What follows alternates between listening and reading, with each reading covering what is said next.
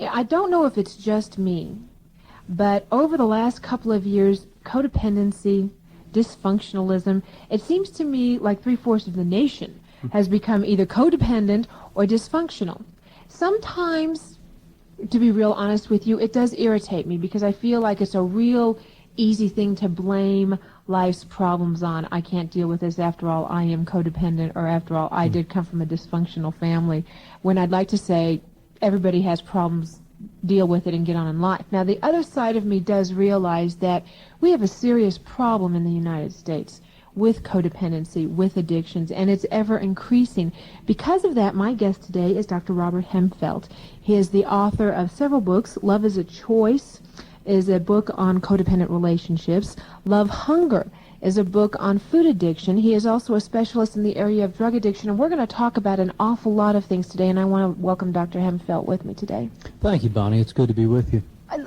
Go ahead and tackle that first little thing. Am I right or am I wrong? I really do feel like Bonnie, we do seminars across the nation on these two topics, love is a choice and love hunger, and one of the questions that is put to us most frequently is this. People will say, is this something new? Have scientists just discovered something that never existed before, this thing we call codependency, or is it something old?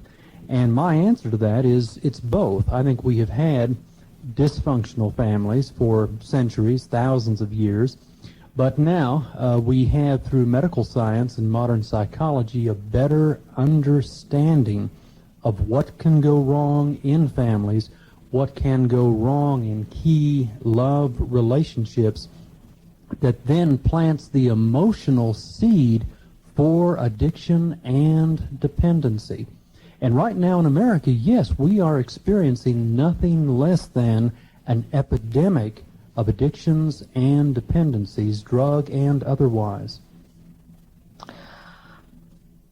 I heard, and I believe it was Bradshaw, say once, that when you find a family who is not dysfunctional, introduce them to me because I want to put them in a museum. They may be the only one left in the United States. I would disagree with that a little bit. I have the highest respect for John Bradshaw, but I think that, yes, there are relatively healthy, non-dysfunctional families, and then there is a fairly large segment of our society, maybe anywhere from 25 to 50% of families that are significantly impaired. Why? And though those family impairments do affect the children in those families, those impacted children then grow up very, very vulnerable and susceptible to addiction. Okay, what happened? Why have we become a codependent nation? Well, in our current modern culture, we live in a society in which the family, which is the core, the foundation, the very structure of our society, is unraveling at the seams. And in fact, in both of these books, Love is a Choice and Love Hunger, we explain that the emotional codependency results from very important emotional needs not being met in childhood. And it only makes sense, Bonnie, that if we live in a society where the family is coming apart at the seams, children's needs are not being met in those families, and again, as I mentioned before, we are planting seeds for countless generations of future codependent societies. That's how serious the problem is. When we're talking addictions, I think people hear the word addiction, they automatically just think drugs. But there's a wide array of addictions that are becoming apparent coming off of this codependency. Yes, in fact, perhaps we could refer to a model that we use in the book, Love is a Choice. We describe something that we call a love tank. And we explain that from the moment of birth, a child has a natural, God-given, instinctual need to both give and receive love. A child is born love-hungry. That child needs 15 to 20 years of steady, sustained, unbroken love from two sane, sober parents. Now, in our modern society, many, many children are not receiving that. What it means, Bonnie, is that that love tank of that child is not filled during childhood and adolescence. The child then emerges into adolescence with an empty love tank, We know from the laws of physics that nature abhors a vacuum. If I am walking into adulthood with a part of me that is emotionally empty, that is love hungry, I am almost like a magnet. I will draw someone or something in to fill the vacuum. And I may reach out to drugs. I may reach out to the misuse of sexuality. I may reach out to food. I may reach out to work or overachievement. All of these in a desperate effort to fill that emotional emptiness on the inside of me. That is what we mean by codependency, and that is why codependency and addiction go hand in hand. Codependency is the vacuum inside of me. Addictions are the people and the things I reach to fill the vacuum. Okay, now I probably have half my audience sitting out here now listening to this while they're munching on potato chips, a whole bag, and she's going, oh my goodness, maybe I'm codependent. I love these potato chips. They make me feel real good. Actually, I like the taste of them. Let's define in a real lucid way what a codependent family is so that we don't have anybody out there running around or running scared. Well, to start with, we believe that food is wonderful. The book Love Hunger is not anti-food. It's fine. I'm partial to it. It's fine to enjoy food. It's fine to even feel emotionally good after a nice, satisfying meal. Where we cross that line from functional to dysfunctional is this. If I am turning to food or other substances to meet deep emotional or even spiritual needs, then I have crossed the line from the appropriate use of food for nutritional purposes into an addictive, dependent, emotional reliance on food. In fact, when we try to define what is food addiction, we really don't define it in terms of how much a person eats or even how much they weigh. The way we define it is this, Bonnie, we keep asking the question, why am I eating? If I'm having food cravings at 3 o'clock in the afternoon or 1 o'clock in the morning, does that really have to do with nutrition? Is that my body crying out for nutrition? Or does it have to do with the fact that mom and dad are about to divorce? Or does it have to do with the fact that I'm about to fail out of school? Or does it have to do with the fact that I've just broken up with my boyfriend or girlfriend? So that is the key criterion. Why am I turning to the pantry and the refrigerator? What is the motivation behind the dependency? Do people realize they're codependent? Is this one of these things that we don't like to deal with? Codependency and addiction are strange and elusive illnesses, Bonnie, for this reason. One of the symptoms of any addiction is something that we call denial. And denial means that there is a part of, a mechanism in the illness itself that tells me I don't have it.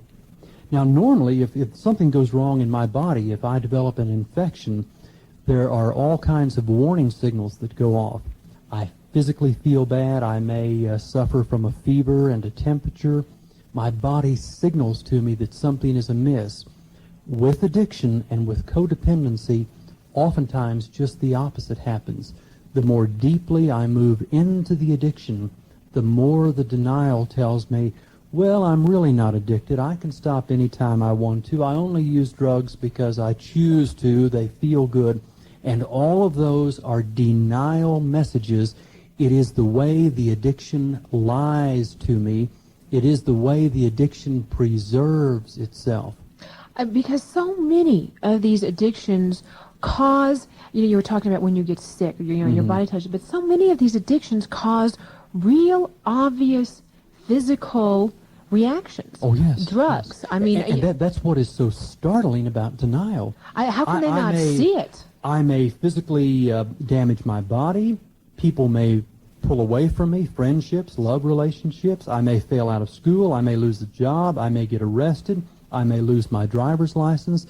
There are all of these seemingly obvious warning signals that say stop, trouble, danger, and yet that denial mechanism of the addiction will say, no, it's someone else's fault. It's really not to blame the addiction. I can stop anytime I want to. I can limit the consequences, the fallout from my addiction. That is what is so frightening about denial. I may be slipping more and more deeply into the addiction cycle and genuinely be unable to recognize that.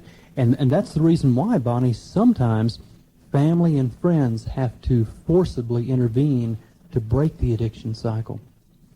Let's talk a little bit about this whole problem with addiction in the United States. For instance, drug addiction. We get an awful lot of kids who call, talk back, who are addicted to drugs.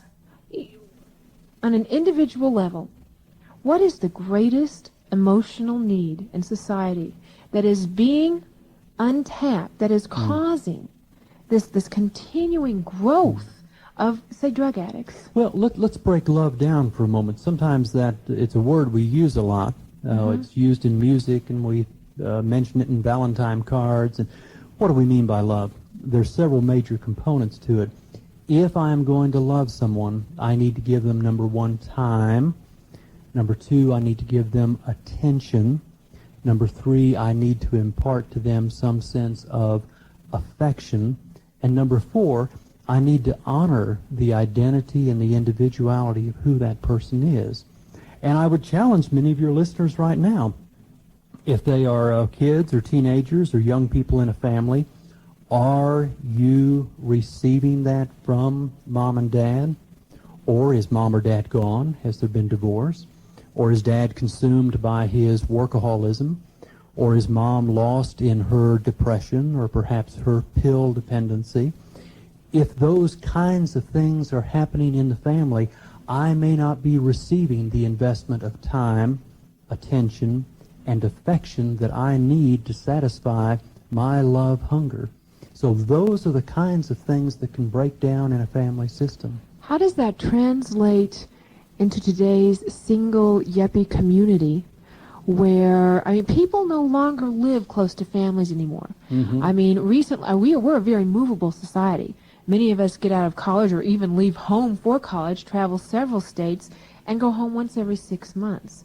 So you're dealing with a whole new generation of singles out there who are heavily dependent on cocaine, crack, probably some of the more expensive designer drugs, ecstasy, whatever.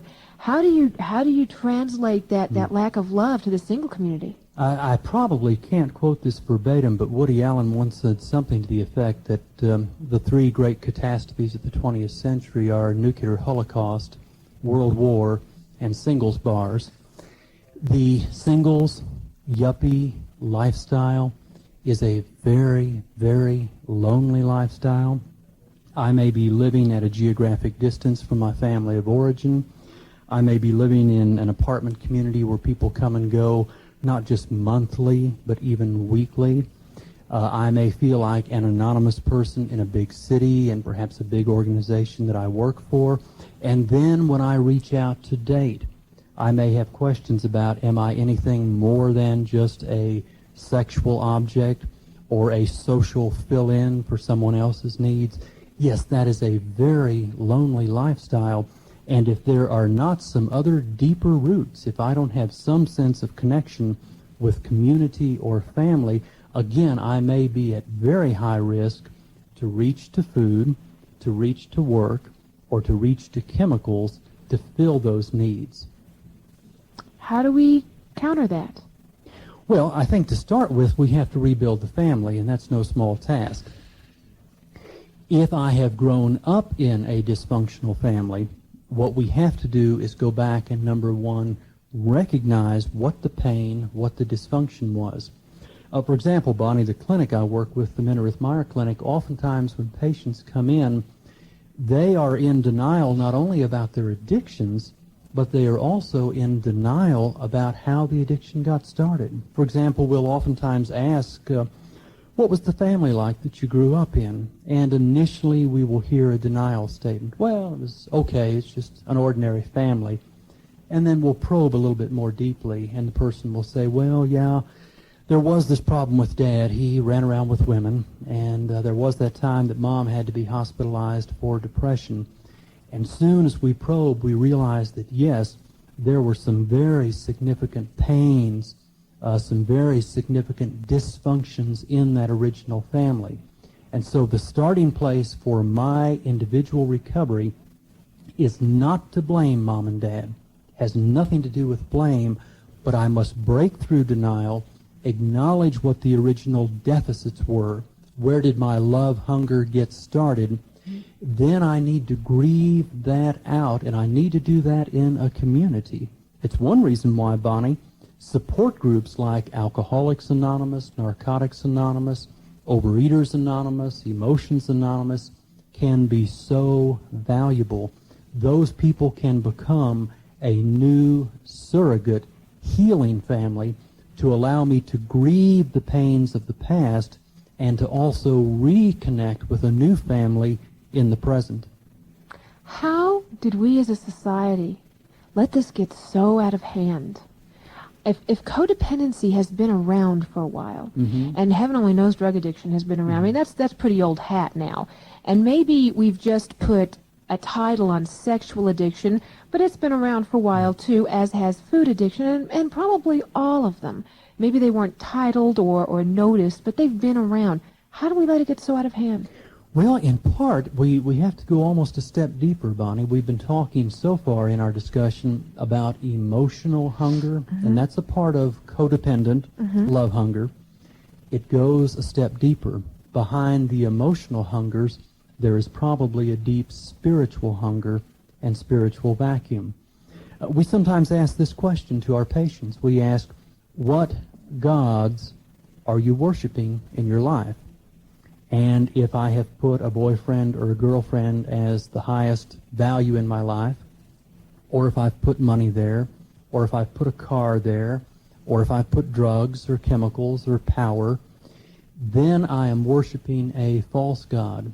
And tragically, we live in a society that tends to elevate many things and many people into that role of being a false god. If we don't have some strong spiritual foundation that serves as the very basis point for all of our life activities, then we begin worshiping false gods. And I think that is probably the ultimate answer behind the question you're asking. If we are a nation that is in touch with deep values and a strong spiritual foundation, then the family is going to hang together. If we lose that point of focus, that point of reference, then we begin worshiping a multitude of false gods, and the family begins to fray around the edges, and the society itself begins to disintegrate. Now that we've gotten into the spiritual level, let's talk a little bit more about that. I find it absolutely phenomenal. You know, we'll do shows. Bob will do a show about drug abuse, or, you know, we'll do a show about a sexual addiction or whatever. And it never fails. We'll have a Christian call, or we'll have someone call and say, well, yeah, but see, that happens in the secular community. It's not happening in the church. Yeah. Why is there such a denial in the Christian community that there are those living among us who are addicted to drugs, addicted to have a sexual addiction, are addicted to food in some way, are addicted to whatever, and we just don't seem to want to deal with it? Perhaps that touches on an area that we haven't discussed so far today, and that is the fact that addictions are illnesses. And these are illnesses that can strike a person who is not a believing Christian. These are also illnesses that, due to the emotional nature of what can happen in a family, can also strike a believing Christian. And one of the things we've tried to do in the field of modern Christian addictionology is help people understand that I do not have to be ashamed to identify that I have a dependency or an addiction. In fact, if I can break out of the shame, if I can acknowledge it to myself, to God, and to another human being, that is one of the important first stepping stones toward long-term recovery. Is there a feeling that if I'm addicted, if I have this problem, obviously I am not a good enough Christian? Yes. In the book, Love is a Choice, we discuss something that's called the addiction cycle. And we might touch on that for a moment. If you could envision a circle or a ring, and the starting place on that is emotional pain. For some reason, I don't like me. I don't feel good about me.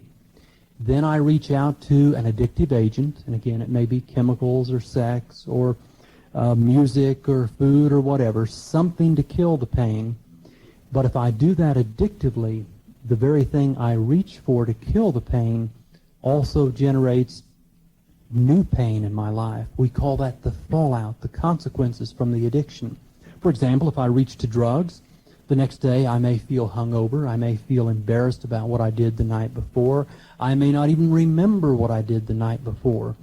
And so I now feel remorse, guilt, and shame about what the addiction did to me. That brings me right back to the same starting place on the circle. I don't feel good about me. And here's what is so vicious about an addiction, Bonnie. Emotional pain brings me into the addiction. The more I practice the addiction in an effort to kill or mask the pain, the more pain that is generated in my life. Therefore, the more I need to reach out for the addiction agent to kill it. And soon I am spinning around and around on this cycle, almost like a dog chasing its tail. Pain brings me to the addiction creates new pain. I must then up the dosage on my addiction. And we see this so vividly with street drug addiction. Someone will start a heroin addiction at maybe $10 or $15 a day, and then it escalates to $50 a day, and then $100 a day, and then $500 a day. I have to keep upping the dosage to kill the pain. The more I do that, the more I have to steal and lie and cheat to get the drugs. The worse I feel about myself, the more the pain builds, and soon I am spinning around and around on that addiction cycle. What is it going to take? You know, you can't read a newspaper today without reading something about some addiction or something that has happened because of codependency or whatever. I mean, they blame child abuse, everything at this point. Yet, we still are not an accepting society when it comes to people admitting this and getting help. I mean, really, my heart goes out to those people out there who are Christians who have some kind of an addiction. I can understand why they would not want to get up and say, I'm addicted to drugs, or I'm addicted to this, because especially, I think, within the Christian community, we can turn a very condemning shoulder on that. Yes. Well, we believe that behind most addictions, Bonnie, there is not just that emptiness, that emotional vacuum that we call codependency. There is something in addition to that. There is something we call the shame base. And modern addictionologists now believe that all addictions at their core are shame-based. And what that means is that probably as a child, I felt or carried some shame for what was going on in the family around me. Let's say that Dad was an alcoholic, and every time he got drunk on Friday nights, I felt ashamed about him and for him. And later I carried that sense of shame and inadequacy into my own adult identity and personality. And now I turn to drugs or chemicals to bury my own pain. And now I'm dealing with two levels of shame. I'm still carrying Dad's shame about his dependency. I also feel ashamed about my own dependency. That compound shame only increases the emotional pain, which only carries me more deeply and forcibly into the addiction. And so, yes, our prayer is that as a culture, as a society, and as a modern church, that we would give people permission to recognize and address their own addictions. And the good news on that, Bonnie, is it's starting to happen. We currently have now several million people. In fact, the estimates are as high as 10 to 15 million persons who are actively involved in God-directed recovery groups like Alcoholics Anonymous. There are some 500,000 meetings of those groups every week across America. Many of those meetings are housed in churches. So yes, we are beginning to open the doors and say, you do not have to stay locked in a veil of secret shame about your addiction or dependency. There is help. There is hope. There are people who will love you back to healthfulness. With as many codependent families as we have out there, I would think the numbers of addictive children, addictive adults now, I mean, we're going generation to generation, would be even much higher than they are. Is there a particular personality type that is much more likely to fall into this addiction pattern? Well, we believe that anyone who has been significantly abused in childhood is at very high risk to later manifest an adult addiction or dependency. Now, we have to be careful when we say the word abuse. We are talking about something very broad here. We don't just mean physical battering or sexual molestation or deprivation, although those certainly constitute important forms of abuse. We also mean the more subtle, quiet forms of abuse. Let's say that Dad is a very respectful Christian businessman, doesn't abuse drugs, doesn't act out on his sexuality, but Dad is a compulsive workaholic, and he leaves for work at 7:30 in the morning and comes home at 8:30 at night, and even when Dad comes home, he is not home. He arrives physically, but he is so mentally and emotionally spent by the time he enters the front door that at best he can vegetate behind the Wall Street Journal, go to sleep, get up the next morning, and go through the same pattern again. If I am growing up in that household, even though there are no black and blue marks on me, even though I have fine clothes and good schools and may even attend an excellent church, I am being abused. I do not have the emotional and spiritual nurturance from Dad that I so desperately need. I think that's a key word, because a couple of years ago I read somewhere, or I heard somewhere that, for instance, all single-parent families were considered dysfunctional, and I disagreed with that, because there are so many single-parent families now. That would make half the world dysfunctional or codependent at this point, if not more.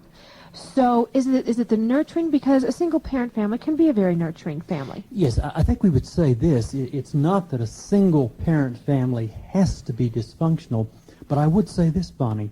A single parent faces an enormous challenge, because that parent, for better or worse, is having to be both mom and dad to a child, and a child needs both mom and dad.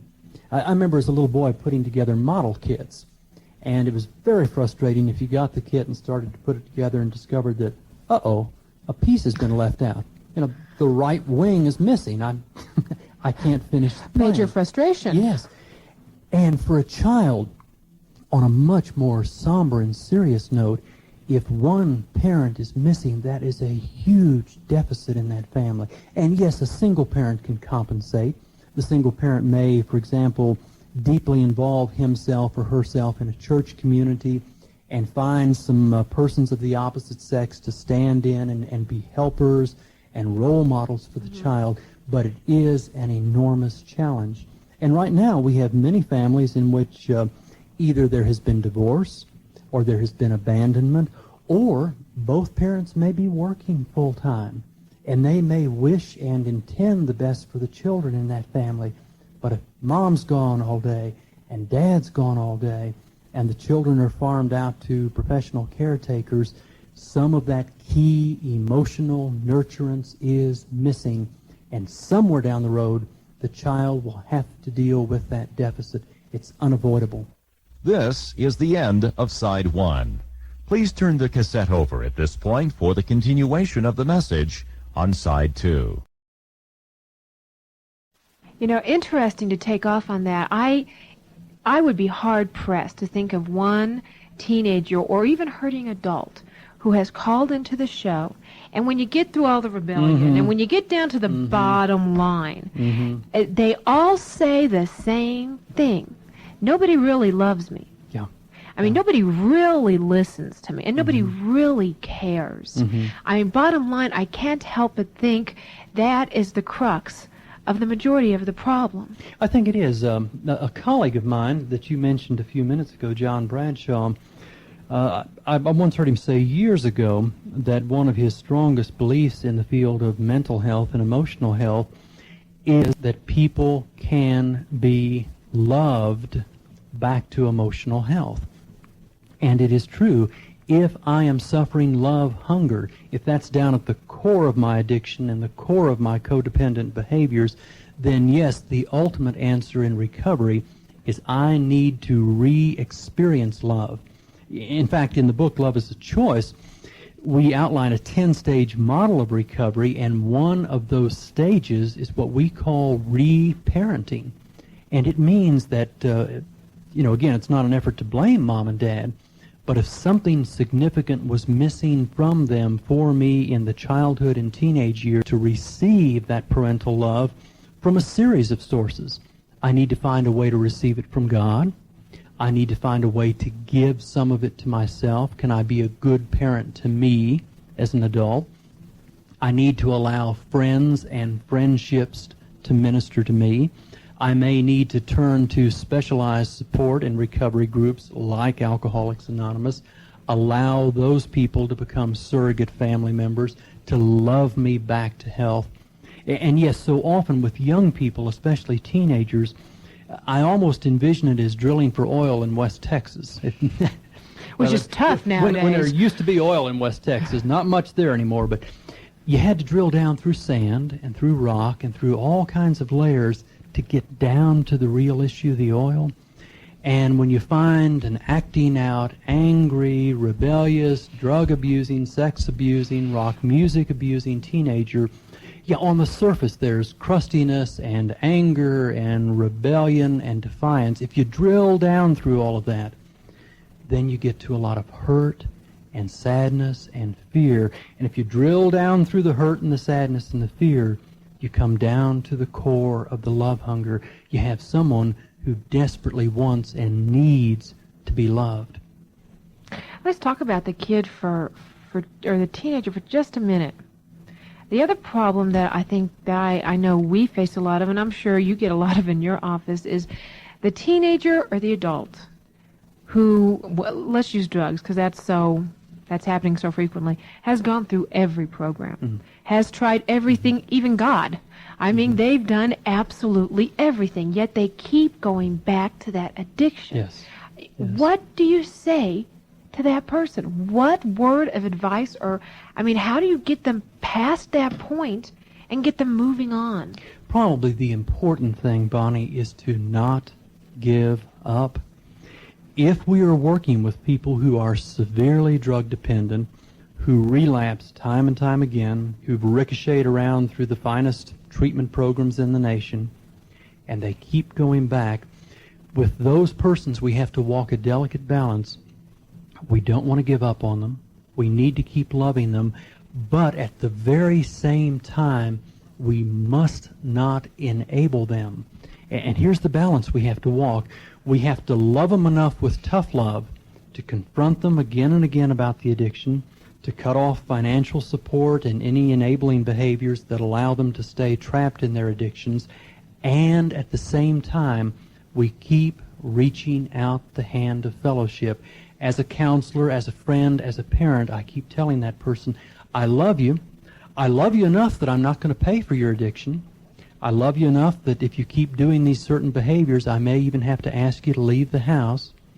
I love you enough that the next time I may not bail you out of jail for your own benefit. And I love you enough that I'm here to support you if and when you're ready to pursue recovery again. And that's a difficult, challenging balance to maintain. Do you run into a lot of families? That's kind of interesting because we were talking about the fact that there's obviously something missing in a family that breeds this kind of a teenager, yet you turn around and you talk about enabling your teenager. Do you run into a lot of families that while they may not be there to talk to the kid once the kid gets in trouble, really turn into enablers? Oh, yes. In fact, remember, we said before that most addictions are shame-based or guilt-based. And let's look at how that would work across 2 generations. Let's say that Dad grew up in a difficult home himself. Out of his shame, he became very compulsive, workaholic, is putting all of his life and energy and effort into making money, providing for his family. Thought he was doing the best he could for his family. Meanwhile, he ignored important emotional needs for the children in that family. And now those children have reached adolescence. They are acting out, they're rebelling sexually and chemically and in other ways. And what we may see on the part of Dad are 2 extreme behaviors. In many ways, he may continue to abandon the family, The only way he knows to deal with his pain is to try to be a better breadwinner. If I can just provide more for this family, somehow I can save them. So he continues his workaholism, and yet when Junior wrecks the car or breaks into the neighbor's house, Dad quickly steps in to pay for the damage. That's the only way that Dad knows how to express his love. And Dad is not necessarily a villain here. In his own way, Dad is probably loving the only way he knows how to express it, and that is through the exchange of money. And yet Dad is actually demonstrating the worst of both extremes. The children experience abandonment and enabling from Dad all at the same time. How would you prefer Dad react? I would prefer that Dad get into recovery for himself first, and that's one of the messages that we repeat in both of these books, Love Hunger and Love is a Choice, that as the responsible adults in a family, if I want to fix my kids, I've got to fix me first. Kids learn more from role modeling than they do from any preaching or lecturing. So as a dad, I might need to join Workaholics Anonymous. Or if I, as dad, grew up in a dysfunctional family, I may need to attend adult children of alcoholics or adult children of dysfunctional families. As I work on me, I will then be in a much better position to administer good, healthy, tough love. And remember, kids are remarkably intuitive. I've oftentimes said to fellow psychologists and psychiatrists that we're training, the key thing we need to do is untrain you. If we can get you back to being a kid and have a child's intuition, you'll know a lot about human behavior. A child in a family can look straight into mom's eyes or dad's eyes and pick mom and dad off. If dad's lying, They know it. They know it. They know it. If dad's saying, I'm going to tell you how to live your life, but I can't walk the walk myself, it's not going to work. That wonderful old saying that used to be said so many times, don't do what I do, Yes. do what I say, just is part of the problem. Yes, and in fact, it even goes more deeply than that. It does involve the role modeling. It's very hard for a child to live out something that mom and dad can't display to them. But it's also very hard, Bonnie, to give away something you don't possess. You know, as an adult, as a parent, I am trying to feed and flow nurturance into the heart of the children in my custody. If I don't love myself, if I'm not at peace with myself, if I'm at war with the creation that God made me to be, I have nothing to give to my child.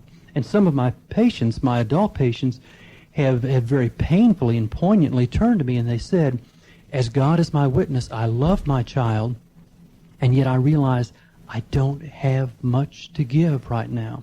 So that's why we urge that recovery has to start with the parents. As the parents become healthier and more responsible, then they will be in a position to give to the children both love and discipline. And that's the two-edged sword that kids need so very much. You know, I can imagine having some people sitting out there listening to me, and I can probably even relate this on a personal level to my own family. We were a very Midwest family. You were raised to be strong. You were raised to deal with your own problems. Don't share them with the world. Stoicism has been something Yes. that has been not frowned upon at all. I mean, it was good to be stoic. Everybody's got problems. Yours are no worse than anybody else. Just deal with them and go on with life, this kind of thing. Grin and bear it is that wonderful old saying that comes to mind. And that's probably one of the more dysfunctional messages as a culture and a society that we have given to our families. We call that stuffing feelings. Sometimes I like to make comparisons to how God created our physical bodies. He gave us a wonderful mechanism that allows us to purge and release toxins. Every time I exhale my breath, I release some gases that would be poisonous and toxic to me. God also gave us wonderful mechanisms for releasing emotional toxins. He gave us the capacity to express anger. He gave us the capacity to express sadness, to cry tears. He gave us the capacity to be tender and vulnerable. And tragically, in many families, especially for boys, especially for males, we have driven in the message, big boys don't cry. Cry. Oh. In fact, I think that that is certainly one of the miracles of Bob's own ministry, is that on the air, when he talks with people, he has the capacity to express emotion, be it anger or sadness or tenderness. And in so many families, we have shut that down. It's almost it's as much an emotional crisis as if our kidneys or our lungs suddenly stopped functioning. We would be placed in almost immediate physical jeopardy. And if I am walking around 24 hours a day with a message that big boys don't cry, I should not show my heart to anyone else, I am storing up months, even years and decades of emotional toxicity inside of me, and that's what can eventually turn on us as depression or even self-destructive behavior. That's how important it is to release and to express those feelings, Bonnie. Now, two things come to mind with this. There's a certain amount of fear, and I think it's justified fear in today's society about opening yourself up that much. Mm-hmm. And I can understand where it comes from. We live in a society where people are very manipulative. Mm-hmm. They use things against you. They don't understand, or they judge you because of your emotions. And I can see somebody saying, well, yeah, but that sounds okay for him because he probably has this wonderful life and he doesn't have to deal with any of these terrible people I deal with, so why should he worry about crying a few tears? It's one reason why, again, we need to cling to support groups, to church communities, to safe havens that can love us back to health. It is true, if I walk out into dysfunctional groups of people and make myself vulnerable, I am in fact vulnerable to them, to their attacks, their manipulations. If I walk into a God-centered, God-directed support or recovery group where everyone else there is trying to be as honest as they can, where everyone else is trying to be as transparent as they can, by God's grace, that can be a safe, trusting place to re-experience family. And for many of my patients, Bonnie, this does not come instantly. I have one woman who attended meetings of Overeaters Anonymous, and for the first 3 months, she spoke not a word. She would come late, sit in the back of the room, listen, leave early. Arms crossed. Arms crossed, face rigid, armor up. No one's going to get too close to me. And then a tiny step at a time, finally sat a little closer into the group. One day even dared to give her first name. A year later, she was actively leading one of those groups. So yes, if I will go and sample what it's like to feel love and trust in a family again, that can be a life-transforming experience. And we need to acknowledge it's not easy. If I was abandoned in childhood, and we don't mean just physical abandonment, we mean emotional abandonment. If I was sexually violated as a child or a teenager, if I was physically abused as a child or teenager, it may be very difficult for me to trust a family again. I've been burned before, and now when I go in, my defenses are up. But if I will take those steps, open myself to the body of Christ, people who will love me and embrace me, I can be reparented back into health and wholeness. Okay, now, lest anybody out there is listening, and I want to touch on this because we got into the emotion bit just a little bit, and the fact that there is good anger, there are good tears, there are good emotions, but at the same time, we need to be very careful to point out that there is bad anger. Sure. There is bad depression. There is bad sorrow. And we also need to deal with that. I have this feeling of somebody sitting out there saying, well, I get angry, and he says it's okay, so boy, I'm going to get that much more angry now, and I'm going to be a better person for it. Well, that's a very important caution that you brought up, Bonnie. There are two ways, for example, that anger can be abused in a family. One is to be anger-phobic. No one in this family is angry or expresses anger, and meanwhile everyone is walking around with a tremendous reservoir of anger stored on the inside. That is abusive, to live in a family where there is no permission to express my God-given anger. The other extreme is to live in an anger-explosive family, where everyone gets drunk and intoxicated on the flow of adrenaline, At the drop of a pen, I will explode and rage and attack and blame. Either of those two extremes, Bonnie, can be very, very detrimental, whether it's in the family I grew up in or the family I am trying to make now in a marriage or in my own young adulthood. Okay. Let's talk a little bit about treatment. The recovery process, as I've mentioned, is summarized in both books, Love, Hunger, and Love as a Choice, in a 10-stage model. And we may not have time to walk through all 10 of those stages, but maybe we could touch on a few of the healing highlights. One of the first things that we urge for a recovering person is to do what we call a relationship history or inventory. And that's where I go back and I start listing all of the major significant people in my life, beginning with childhood, moving right up to the present. Parents, teachers, mentors, coaches. By the time I reach adolescence, I start adding that very important group of people, the opposite sex. The reason for doing that history or inventory is to look for patterns. And we even ask people to go ahead and write this out. List these names chronologically. Write a paragraph about each person. How did you feel in that relationship? What did that person give to you? What did you give back in the relationship?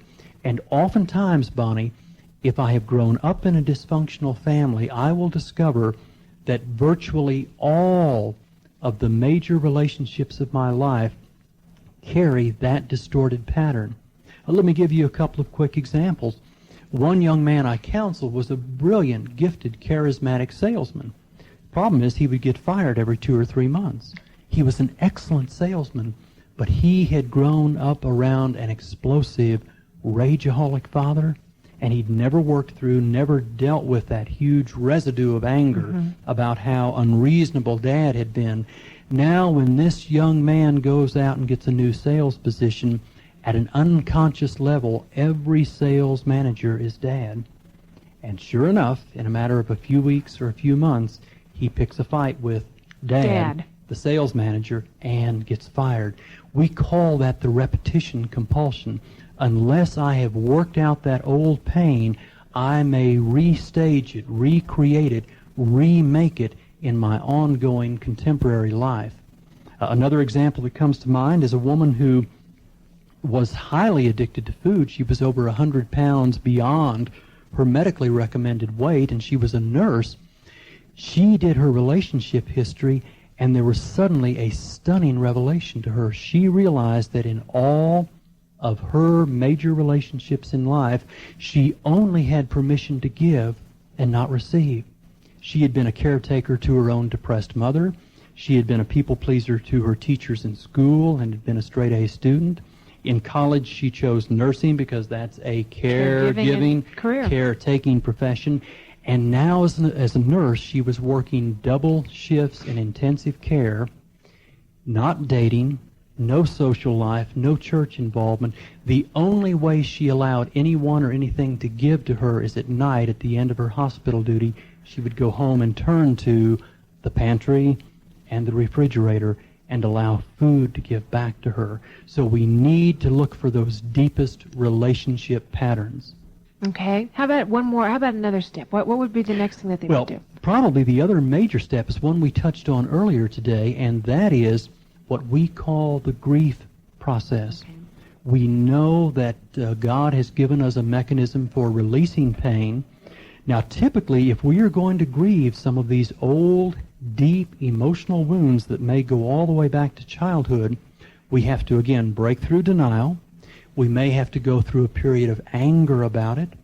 We may even go through a period of depression where that anger turns backward in against us.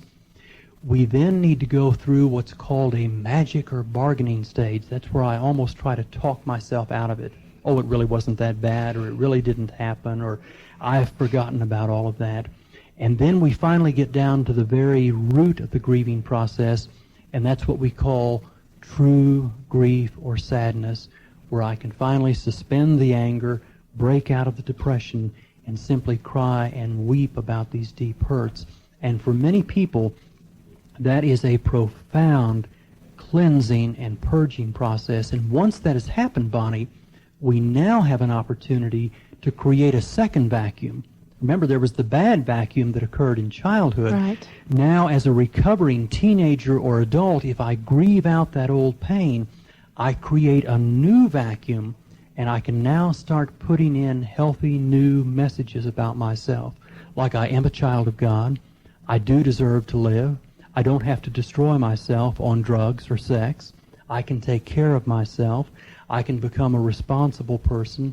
I can have healthy, balanced love relationships in my life. All of these new messages can be put in place if we carve out that old dysfunctional pain.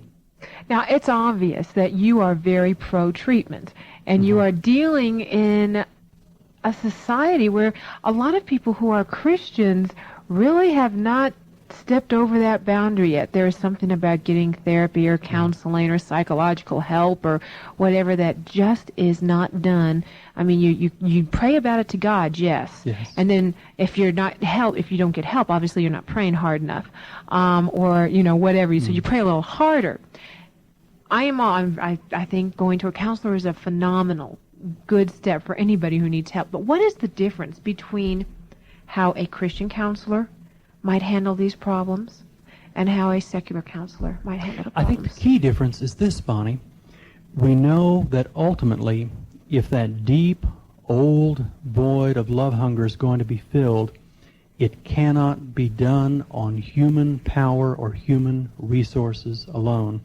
I, as a therapist or as a counselor, love and care for and respect my clients. I cannot heal them. I can be a guide, I can be a coach, but ultimately what is required is the infilling, the infusion of God's unconditional love. And that can come directly spiritually.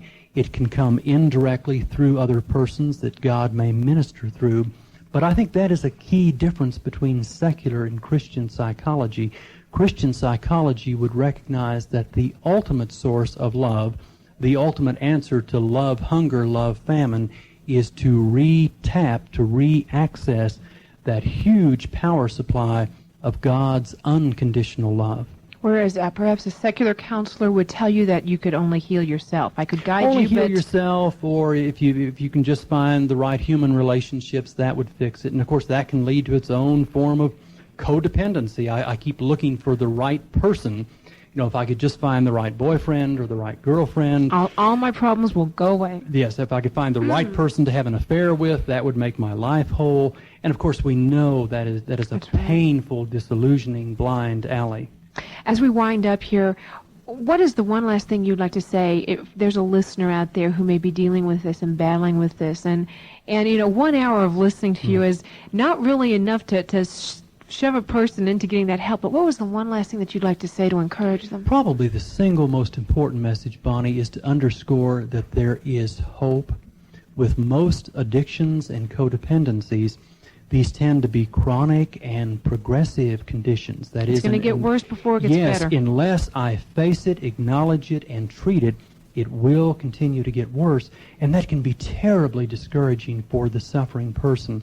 And the word of hope I would want to share is that, yes, love is a choice, and recovery is a choice. If I am willing to embark upon these recovery steps, I can change my life. I can heal from codependency. That is a possibility. I want to thank you, Dr. Hemfeld, for being with us today. We appreciate it. And if you're out there listening and you're addicted, you owe it to yourself to listen very carefully to this tape and to what Dr. Hemfeld has said. There is a first step to be taken. He said there is hope, and there is God. And you're a very special person, and God loves you. And that alone is enough to send His Son to die for you. You are important enough to find treatment and help. And thank you very much again for being with us. Thank you. It's been my pleasure, Bonnie. This is the end of the message. For further information regarding other topics available on cassette and in printed form, write Compassion Connection, Box 36C, Denver, Colorado, 80236.